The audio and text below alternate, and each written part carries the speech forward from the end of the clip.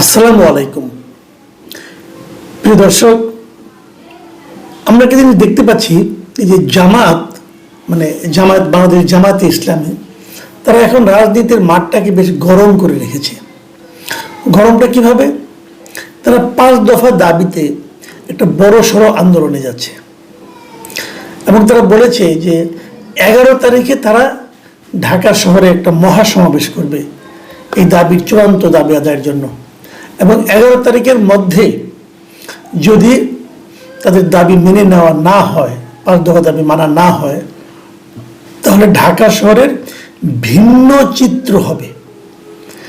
এ ধরনের একটা, আমি এটাকে হুমকি বলবো, এই ধরনের একটা হুমকি দিয়েছেন জামাতের সেক্রেটারি জেনারেল। আর জামাতের যে নায়েবে আমির, তার কথাটা খুব ইন্টারেস্টিং। উনি ইদানিং বেশ ইন্টারেস্টিং শব্দ ব্যবহার করেন।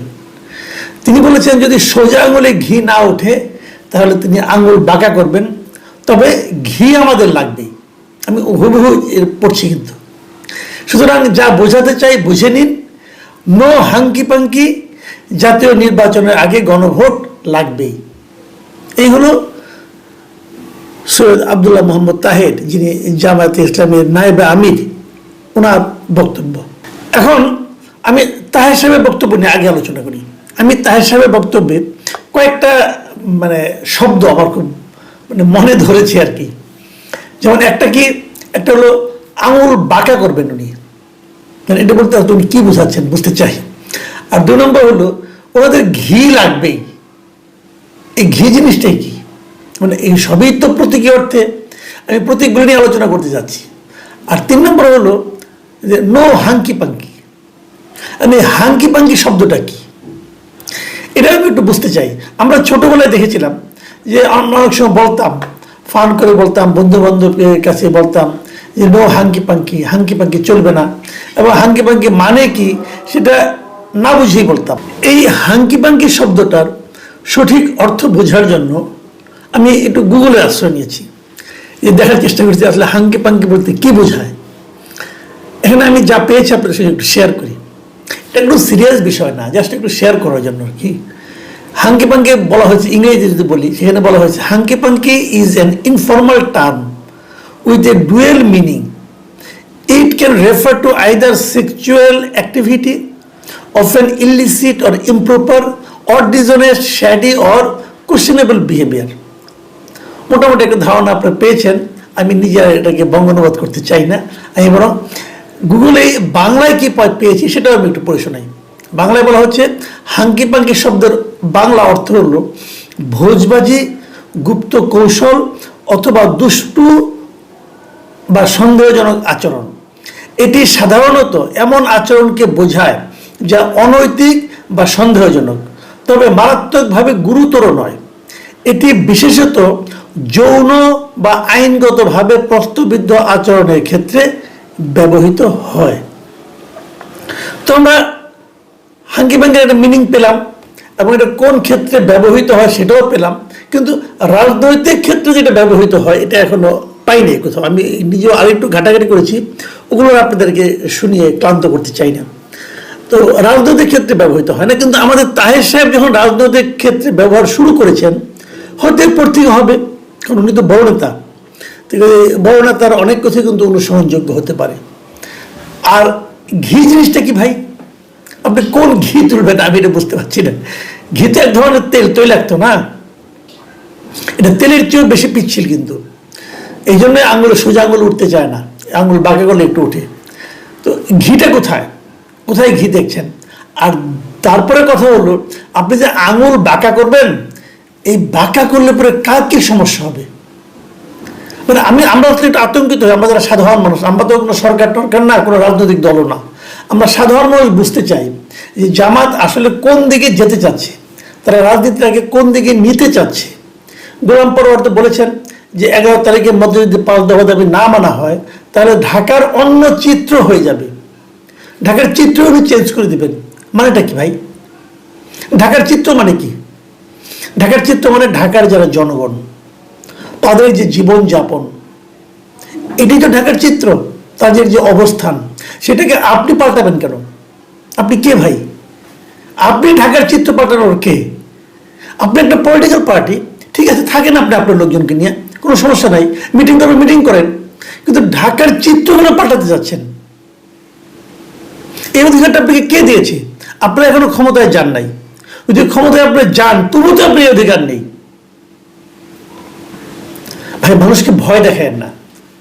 মানুষকে এ পর্যন্ত গত কিছুদিনে, আমি স্বীকার করতে বাধ্য হচ্ছি, গত কিছুদিনে কিন্তু জামাতের গ্রহণযোগ্যতা, জনপ্রিয়তা একটু বেড়েছে। এই জিনিসটা আমার ধারণা সাধারণ মানুষের চেয়ে জামাতের নেতারা বেশি মনে হয় একটু বাড়িয়ে বাড়িয়ে অনুভব করছেন, এবং বাড়িয়ে অনুভব করছেন বলে কথাবার্তার কোনো ব্যালেন্স থাকতেছে না আপনাদের। এই যে ঢাকার চিত্র পাল্টিয়ে দেওয়ার যে হুমকিটা, এটা তো লাগাম ছাড়া কথা ভাই। আমরা তো এই জামাত চাই না। দেখেন, জামাতের কিন্তু একটা ভীতিকর চেহারা আমরা আগে দেখেছি। সেখান থেকে আপনারা কিন্তু অনেক সাধনা করে, অনেক লাথিগুতা খেয়ে, অনেকভাবে নানাভাবে কর্নার্ড হওয়ার পর আপনারা কিন্তু একটা জায়গায় এসে পৌঁছেছেন নিজেদের ধৈর্য, নিজেদের রুচিশীলতা, এগুলোর মাধ্যমে। আবার কি আগের জায়গায় ফিরতে চান? হুমকি দিচ্ছেন কেন? আপনারা আদায় করেন। আপনারা কাকে হুমকি দিচ্ছেন? সরকারকে হুমকি দিচ্ছেন। তো সরকারের সঙ্গে আপনাদের ভালো সম্পর্ক, আপনাদের সরকারের সঙ্গে আমেরিকায় যাচ্ছেন, একই প্লেনে 20 ঘন্টা ভ্রমণ করতেছেন আপনারা। তো আপনাদের তো লোক, সরকারের সঙ্গে আপনি কি সম্পর্ক এটা তো আমরা জানি। অনেকে এমনও বলে যে সরকার আপনারাই চালাচ্ছেন। তো সেখানে এই সমস্ত হুমকি আপনারা কাকে শোনাচ্ছেন ভাই? এই সমস্ত নাটক করেন না ভাই, প্লিজ। নাটক আমাদের, আপনার কি দাবি? আমি আপনাদের এই দাবিগুলো একটু বলি। আপনাদের সঙ্গে 8টা দল আছে, এই দলগুলিও একটু বলি, লোকজন কি জানুক কোন 8টা দল নিয়ে আপনারা লড়াই করছেন। আপনাদের সঙ্গে আছে ইসলামী আন্দোলন বাংলাদেশ, খেলাফত মজলিস, বাংলাদেশ খেলাফত মজলিস, বাংলাদেশ নিজামী ইসলাম পার্টি, বাংলাদেশ খেলাফত আন্দোলন, জাতীয় গণতান্ত্রিক পার্টি জাগপা, এবং বাংলাদেশ ডেভেলপমেন্ট পার্টি। এই পার্টিগুলো নিয়ে আপনারা আন্দোলন করছেন। আপনাদের দাবিগুলো কি? আমি 5টা দাবির সম্পর্কে জনগণকে একটা ধারণা দেওয়ার জন্য আমার মনে হয় বলা দরকার। 1 নম্বর দাবি হলো, 1 নম্বর আসলে 2টা দাবি। 1 নম্বর হলো জুলাই জাতীয় সনদ বাস্তবায়ন আদেশ জারি ও ওই আদেশের উপর চলতি মাসের মধ্যে গণভোট আয়োজন করা, এটা আপনাদের 1 নম্বর দাবি। 2 নম্বর দাবি হলো ত্রয়োদশ জাতীয় সংসদ নির্বাচনে উভয় কক্ষে পিআর পদ্ধতি চালু করা। 3 নম্বর হলো অবাধ, সুষ্ঠু, গ্রহণযোগ্য নির্বাচনের লক্ষ্যে লেভেল প্লেইং ফিল্ড করা। 4 নম্বর হলো ক্ষমতাচ্যুত আওয়ামী লীগের সকল আওয়ামী লীগ সরকারের জুলুম, নির্যাতন, গণহত্যা, দুর্নীতির বিচার দৃশ্যমান করা। 4 নম্বর হলো স্বৈরাচারের দোসর জাতীয় পার্টি ও 14 দলের কার্যক্রম নিষিদ্ধ করা। এই 5টা দাবি আপনারা চাচ্ছেন। দাবি পূরণ না হলে দুনিয়া উল্টাপাল্টা করে দেবেন আপনারা। আমি একটা দাবি নিয়ে আলোচনা, বাকিগুলো নিয়ে পরে আলোচনা করা যাবে একদিন। মূল যে দাবিটা আপনাদের এখন এই মুহূর্তে যেটা মূল দাবি, সেগুলো জুলাই জাতীয় সনদ বাস্তবায়নের আদেশ জারি করতে হবে। আদেশটি কে জারি করবে? যখন কোনো জাতীয় সংসদ না থাকবে, আদেশ মানে এক ধরনের আইন, আদেশটি কে জারি করবে? যখন জাতীয় সংসদ না থাকবে তখন কোনো আদেশ জারি করে এভাবে যায় না। যায় কিভাবে? রাষ্ট্রপতি একটা অধ্যাদেশ জারি করে। এতদিনে গত কয়েক মাসে যত আইন হয়েছে সব আসলে অধ্যাদেশের মাধ্যমে হয়েছে। এই যে আপনার যত আইন হয়েছে এখানে সব কিন্তু অধ্যাদেশ, রাষ্ট্রপতি অধ্যাদেশ এগুলো। এবং এগুলো আগামীতে যখন কোনো একটা সংসদ হবে, সেই সংসদে সবগুলো আইন অধ্যাদেশকে আইনে পরিণত করা হবে, যদি ওই সংসদ অনুমতি দেয়। যদি সংসদে অনুমোদন না করে সব যে কোনো আইন হয়েছে এর মধ্যে এই অন্তর্বর্তীকালীন সরকার করেছে, সব আইন বাতিল হয়ে যাবে। এটাই নিয়ম। তা আপনারা কি চাচ্ছেন? আপনারা তো রাষ্ট্রপতির অধ্যাদেশে চান না। আপনারা চাচ্ছেন যে এই সরকার প্রধান ডক্টর ইউনূস সে আইনটা জারি করবে। তার তো আইন জারি করার কোনো অধিকারই নাই।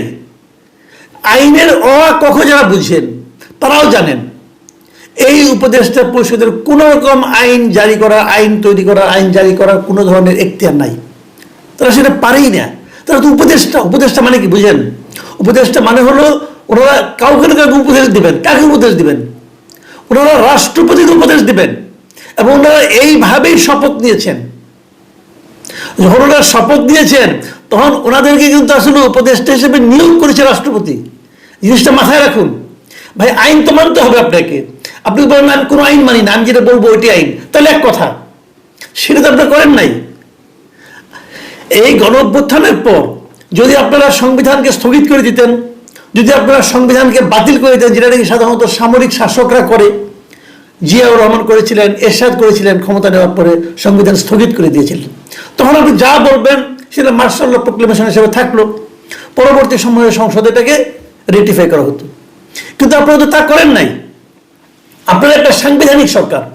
যদি আপনি একটা সাংবিধানিক সরকার হন, তাহলে এই সরকার প্রধানের কোনো এখতিয়ারই নাই কোনো আদেশ জারি করার।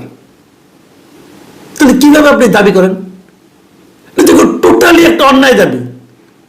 এই দাবি পুরো না হলে আপনি ঢাকা শহর অচল করে দিবেন। কেন রে ভাই? আপনাদের লেখাপড়া করার লোক, আইনটা বুঝান। আমি যে প্রশ্নগুলি করছি আমি জানি, যদি জামাতের কেউ দেখেন প্লিজ আমাকে এটা জানান। আপনারা আমার এখানে কমেন্টও লিখতে পারেন, আমি কমেন্টে পরে আলোচনা করবো, কোনো সমস্যা নাই। আমি এটা নিয়ে অনেক আইন বিশেষজ্ঞের সঙ্গে আলাপ করছি, তারা বলতেছে এগুলি কি হচ্ছে, এগুলো তো পরে কিছু টিকবে না। দিন তো এখানে শেষ না, আরো তো দিন আসবে। সেই দিনে থেকে রেগুলার গভর্নমেন্ট আসবে, একটা পলিটিক্যাল গভর্নমেন্ট আসুক, একটা গণতান্ত্রিক গভর্নমেন্ট আসুক, আসবে তো, তারা তো এগুলো আলোচনা করবে। এগুলো কিচ্ছু টিকবে না তো, এত সহজ। আপনাদের প্রাথমিক যে ভুলটা, এমনকি আমি এটা বলি ভুলটা খেলে ওটা না, আপনারা যখন জুলাই ঘোষণাপত্র পড়েছেন এই সংসদ ভবনের সামনে, সেখানেও আপনারা উল্লেখ করেছেন যে এই সরকার একটা সাংবিধানিক সরকার। যদি এটা সাংবিধানিক সরকার হিসেবে আপনারা নিজেরা দাবি করেন, তাহলে সেই সরকারের পক্ষে তো সংবিধানের বাইরে যাওয়া সম্ভব না। যদি সংবিধানের বাইরে যাওয়া সম্ভব না হয়, তাহলে আপনাদের যে দ্বিতীয় দাবিটা গণভোট আয়োজন করতে হবে নভেম্বরের মধ্যে, সেটাই বা কেমনে হবে? কারণ সংবিধানে তো গণভোট নাই, এই সংবিধানে কোথাও গণভোট নাই। তাহলে আপনি কিভাবে গণভোট করবেন? দেখুন, এগুলো আমি এক ধরনের আলোচনা করলাম, কিন্তু তার চেয়েও বড় কথা হলো, ধরলাম যে না সময়ের প্রয়োজনে করতে হবে, তো আপনি করবেন। তো গণভোট করে তো নিয়ম আছে। গণভোট করতে হয় কখন? সারা দুনিয়ার গণভোট দেখেন, সারা দুনিয়ায় গণভোট হয় যে পার্লামেন্টে কোনো একটা সিদ্ধান্ত হয়, সেই সিদ্ধান্তের পক্ষে তখন তারা পার্লামেন্টে সবাই ভাবে আমরা এত বড় একটা সিদ্ধান্ত নিলাম, এই সিদ্ধান্তটা কি জনগণ মানবে? জনগণের সঙ্গে এই চিন্তার সঙ্গে সিদ্ধান্ত মিলে, ওকে আমরা এই সিদ্ধান্তটাকে জনগণের কাছে তুলে দিই। জনগণ বলবে হ্যাঁ অথবা না, এই জন্য গণভোট। কিন্তু সংসদের কোনো খবর নাই, আপনি আগে গণভোট করবেন, করে সেই গণভোটের ভিত্তিতে আপনি তারপরে জুলাই সনদ পাস করবেন এবং তারপরে নির্বাচন করবেন। এটা হলো কিছু? এটা তো কোনোভাবে আপনি খাওয়াইতে পারবেন না রে ভাই। তারপর আরো অনেক ঝামেলা তো রয়ে গেছে। সেই রয়েটা গেছে কি, সাধারণত গণভোট হয় একটা প্রশ্নকে কেন্দ্র করে, একটা সিঙ্গেল কোশ্চেন, আর আপনি দিয়েছেন এখানে 48টা প্রশ্ন। এটা কেমন করে হবে? আপনি আমি একটু উদাহরণ দিয়ে বলি, যেমন আপনি আপার হাউস বলছেন, উচ্চ কক্ষ, এবং উচ্চ কক্ষে আপনি পিয়ার পদ্ধতি চাচ্ছেন। বিএনপি বলছে তারা উচ্চ কক্ষ চায়, কিন্তু সেখানে পিয়ার পদ্ধতি চায় না। এই যদি হয়, ধরেন আমি ভোট দিলাম, আমি নিজেও পিয়ার পদ্ধতি চাই, আমি বিএনপির সমর্থন করি না, আর আপনাদেরটাই সমর্থন করি, তো আমি উচ্চ কক্ষ চাই এবং সেটা পিয়ার পদ্ধতিতে হোক এটা চাই, তো আমি হ্যাঁ দিলাম উচ্চ কক্ষ এবং পিয়ার পদ্ধতি। বিএনপির একজন কর্মী, সে বিএনপির দল যা চায় সে এটাই চায়, সে উচ্চ কক্ষ চায় কিন্তু পিয়ার পদ্ধতিতে উচ্চ কক্ষ চায় না, সেও হ্যাঁ দিল, তো তার হার আমার হাকে এক হলো ভাই। তোমাদের এমনি আরেক ঝামেলা বাঁধবে। কাজেই যেগুলোর উপর আপনার আপত্তি আছে বিএনপির, সেগুলোতে হা না তো হবে না। এই বিষয়টা কেন আপনারা বুঝতেছেন না এবং কেন এটা নিয়ে আপনারা হইচই করছেন, আমি এটা ক্লিয়ার না। আমি মনে করি যে জামাত ইসলাম একটা নিয়মতান্ত্রিক দল, সব দলের নিয়মতান্ত্রিক হয়ে এটাই আমি চাই। কিন্তু আপনারা আন্ডারস্ট্যান্ডিং এর মধ্যে আসেন, আলাপ আলোচনা করেন। রাজপথ গরম ভাই আর দেখতে চাই না, দেখতে দেখতে টায়ার্ড হয়ে গেছি। রাজপথ গরম করবেন, ঢাকা শহরে চেহারা পাল্টে দেবেন, আঙুল বাঁকা করবেন, তারপরে হাঙ্কি পাঙ্কি বন্ধ করবেন। আপনাদের পুরো বক্তব্যটাই তো আমার কাছে হাঙ্কি পাঙ্কি মনে হচ্ছে এখন। আপনারা তো রাজনীতি করছেন না, হাঙ্কি পাঙ্কি করছেন। এটা তো আমরা চাই না ভাই আপনাদের কাছ থেকে। প্রিয় দর্শক, আমি জানি না আমাদের এই কথা ওরা শুনবেন কিনা। আমাদের একটাই আতঙ্ক, আমরা চাই নির্বাচন হোক, নির্বাচিত জনগণ যাকে চায় সেই দল ক্ষমতায় আসুক এবং তারা এসে দেশটাকে চালাক। কিন্তু আমরা চাই না যে এরকম কোনো হুমকি পাল্টা হুমকি চলুক। প্রিয় দর্শক, এখানে পর্যন্তই। আল্লাহ হাফেজ।